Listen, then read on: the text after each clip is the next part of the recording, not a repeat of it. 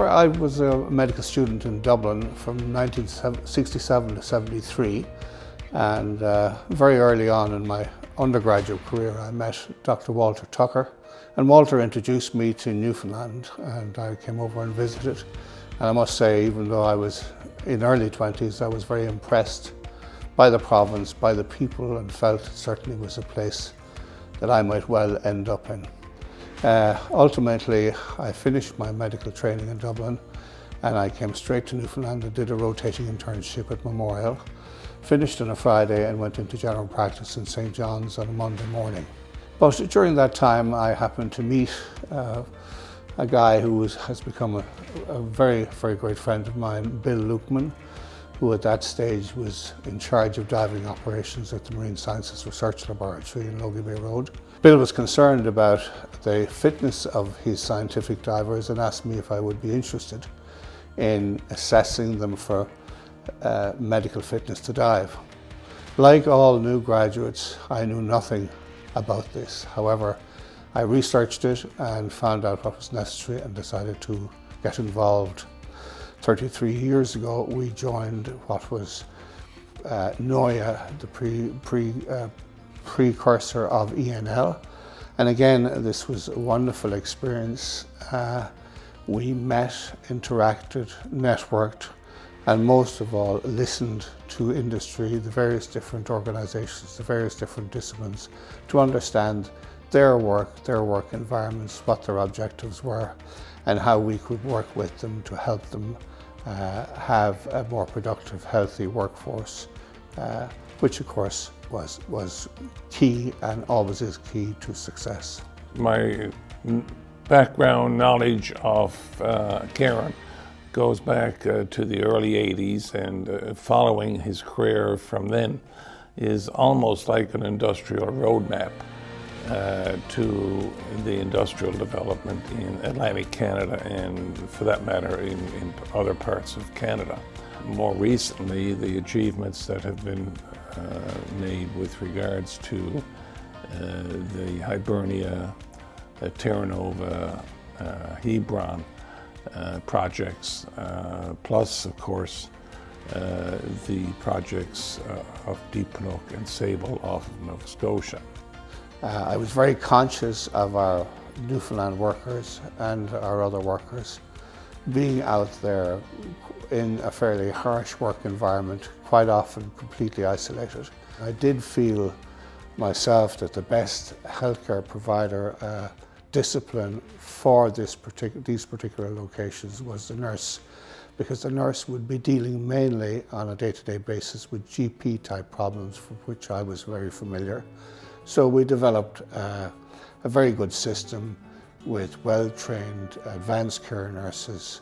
Having worked as an occupational health nurse for 15 years with Dr. O'Shea, I have witnessed occupational health go from a basic level of first aid care to an advanced level of emergency care that is seen today in the offshore sector. Dr. O'Shea has always been very strong on his principles of occupational medicine and employee wellness in the workplace, always striving to ensure that patient care is optimal and protected. He became an expert in the delivery of medical care in remote and harsh environments. It was also very important that we developed, in keeping with all new research, new methods, new treatments, and we're very much on top of a best practices approach, particularly for the remote health care and the pre-hospital care that was required of this environment. After we started Crosbie Salamis in the offshore business, and then ALMS became our prime provider of healthcare services for the offshore workforce. Well, I think, if I look back on a lot of discussions over the years with Ciaran, he always focused on what was in the best interest of the worker and or the people affected by work, and what they needed to be safe and healthy at work. And he would challenge the employers to do better and provide a better service, and he would offer more and more services out of their group in order to support that. I have to say, and if I didn't say, I'd be in serious trouble. Like most medical, I don't think business, but the business component of Atlantic Offshore Medical Services became the responsibility of my wife Laura, who was the CEO for many years, and subsequently Liam, who was coming along, is now in that position. I've always been driven because I just think if my children were on an offshore installation, have they got the best chance if something happens? And I feel we have brought it to that level. Ciaran, Laura, and Liam, congratulations on a team effort for the achievements, particularly on behalf of your father and husband, in achieving this recognition from Energy NL.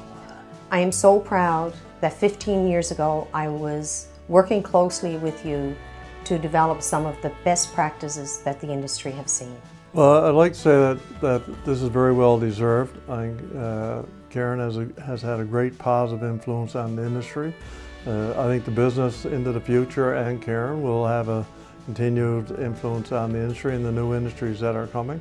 Congratulations, Ciaran. I look forward to seeing you on the golf course. Yeah, I would very much like to thank Charlene, CEO, and the board of directors of ENL for this award. I was indeed surprised, humbled, and certainly very pleased to receive this award. Congrats and well done to the entire team for their performance, particularly in recent turbulent times. And thanks very much again.